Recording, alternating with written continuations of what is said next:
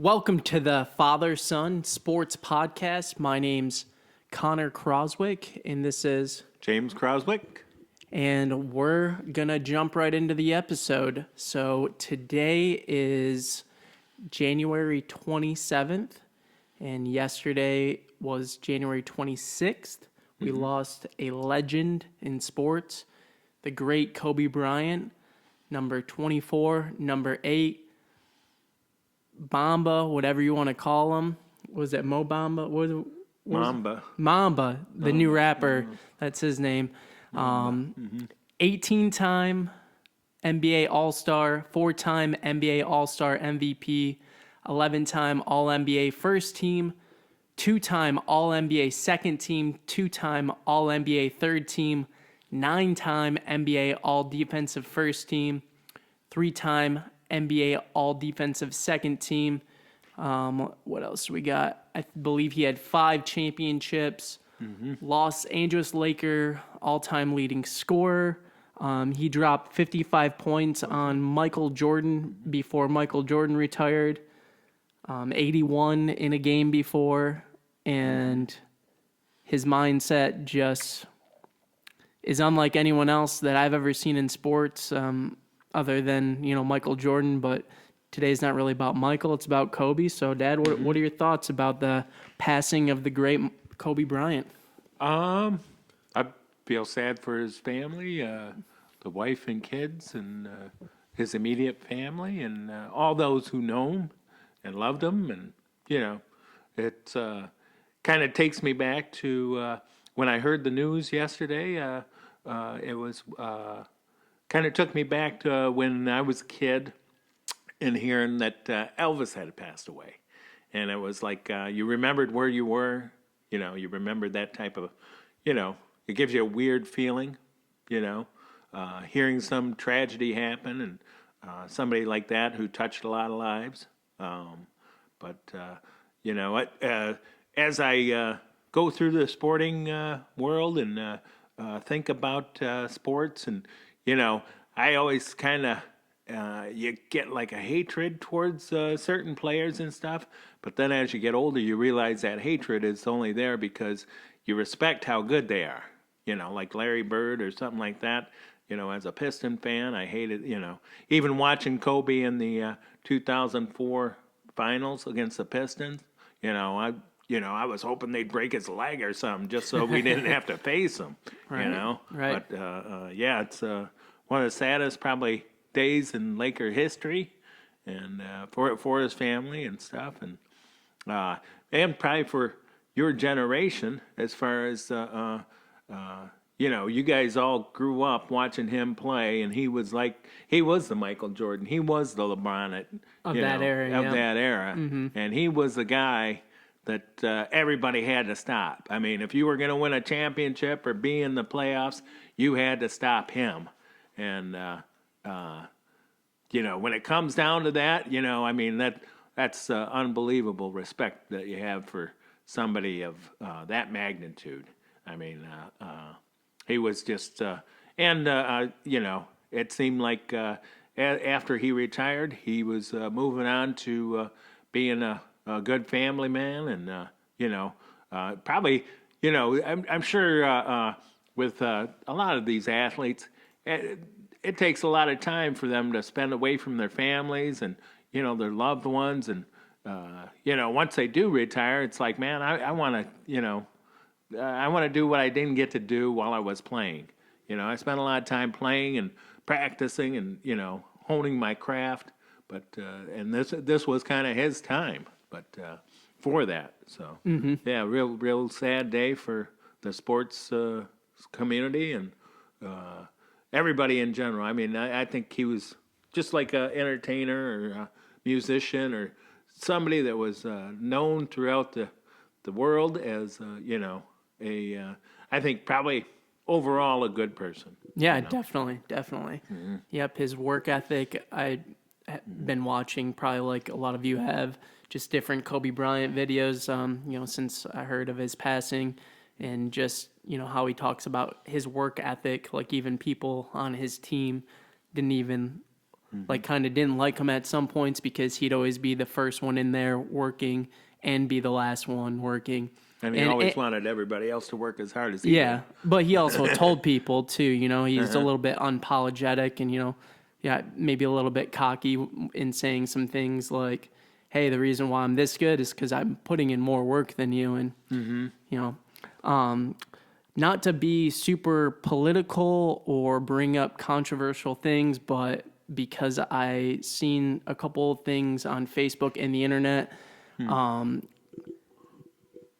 I have to bring up the fact that some people are posting about his alleged sex assault, which he was charged with and never convicted. He was never found guilty. Right. And I just like, why are people bringing that up on this time? I mean, obviously this super positive guy, but this is also something that he was charged with and never convicted. So like to say that he is a rapist or to say anything close of the matter is just kind of ridiculous in my mind.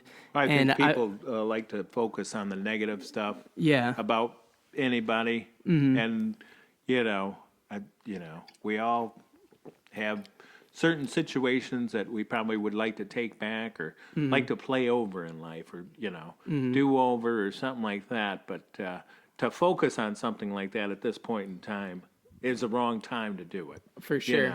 I mean, just the way that I'm thinking about it is just when you're trying to do that, Bill Cosby, obvious monster, he's terrible, he is an actual rapist. He is actually in jail. But to try to pin someone like Kobe Bryant, who, you look at pictures of him and his daughter who also passed away, and you're like, he's not even close. And for you guys to put him in that category even a little bit, it just kind of irks me. Well, that's kind of what social media ends up doing a lot of times with some of this stuff.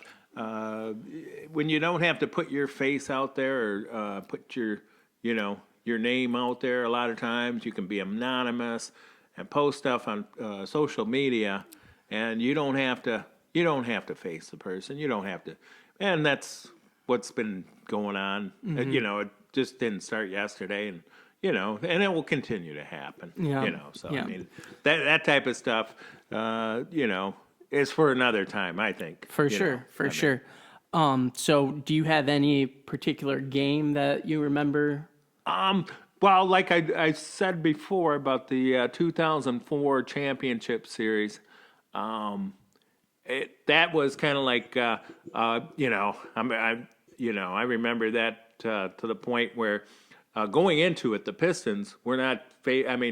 LA was highly favored. Oh, in 2004, they had Gary Payton, Kobe Bryant, Karl Malone, Shaq. They had the team, and they had a lot of stars. Right, and I think they had the best record in the NBA in that year. And, nobody was giving the Pistons a chance. No. And I started. I went to video, VCR it because that's what you did back then. You didn't have the DVD recorders or, MP3 players or anything, any kind of thing like that. So I went to record it as a VCR. And I remember one of my friends saying, "Are you kidding me? The Pistons are going to get killed. But you're wasting tape here." And I was like, well, let's see what happened. And the Pistons ended up winning. Yep. And I think they won in 5 games. But it was a situation where that was like the end of him and Shaq being together. And was Shaq on that team in 2004? Yeah, I'm pretty sure. Pretty sure he was. And that was kind of like their. Of course, Detroit didn't have too bad of a team put together by Joe Dumars at that time, but. It was a situation where, Shaquille O'Neal. Gotcha. Oh, and that's who I was thinking of. I thought we were missing a couple people. They did have Derek Fisher also on that team, and Rick Fox. Yeah, they had a really stacked team. Oh yeah. Luke Walton. I mean, he was a good 3-point shooter. Coming off the bench. Yeah, their team was really good. And, for us to have Chauncey Billups, Rip Hamilton, Rasheed Wallace, Ben Wallace, Tayshaun Prince, That was none of those players being superstars.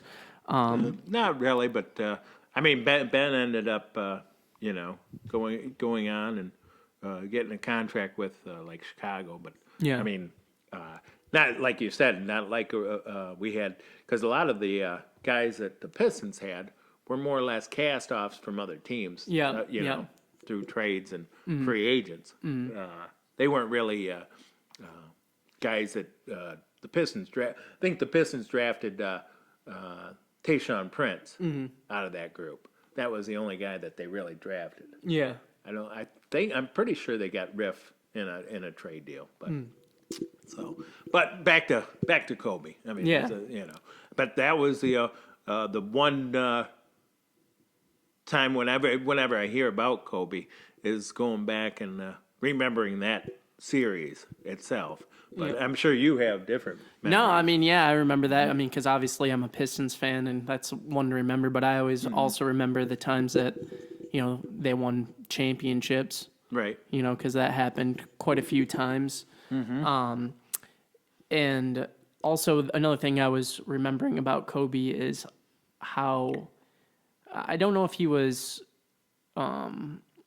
like bilingual or how many different languages he knew, but there was a clip of him talking in Slovenian to Luka Doncic, like literally a week ago. And then there's also other videos of him speaking Spanish and like French and Italian. And it's just like, wow. I don't think he speaks fluently in all the languages, but just to even know a little bit in that many languages. Enough to get you by. Yeah. Enough to, just kind of tells you like what kind of intellect level the guy was at. You know, he was a physical, athlete, but I think more so he was a mindful person when he approached basketball and the game of basketball. Right. Well, I think one thing a sports fan probably doesn't realize is how, and a lot of us, unless you're real close to the person and interacting with them on a daily basis, or so, you might not know how much intelligence or knowledge they have of certain things, and that might become apparent by certain people saying, certain clips or discussions about them. So, I mean, to look from afar, I think most people are. Bless you. Bless you. I was getting ready to see. I think I caught that one. But most people just view him as a basketball player. They were a fan of the Lakers. They loved him, and and I'm sure they're heartbroken, and because like I said, growing up watching him, I mean, you kind of get a connection for certain people. Oh yeah. That you kind of hope that they are good people, and that if you did get to meet them one day, you'd probably have a certain question that you'd ask them or something like that. But just where certain people are and where it's at in today's society. So, couple things real quick. Kobe is also like a globally known athlete, like in China, Europe. He's known throughout the world. Right. So he's just one of those iconic athletes. And the second thing that pertains to this podcast, we always shoot this podcast live, and we don't edit it. So if it seems like we're, this is just non-edited, non-filtered, 100% authentic, just on-the-go conversations that me and my dad have. So, Right. I mean, most people, you're about to sneeze, and I was thinking about it, like, most people would probably take the time to edit that out, but this is just an ongoing, if we mess up, we just keep going kind of thing. yeah. So you could skip past the sneeze if you want. No. Anyways, so that was our tribute to Kobe Bryant, a little podcast there. Thanks for watching. Like, comment, share, subscribe. We're going to do another episode, but make it separate to give Kobe his own little podcast that we have here. So like, comment, subscribe. Yep. Thank you for watching, and we'll see you on the next podcast. Thank you.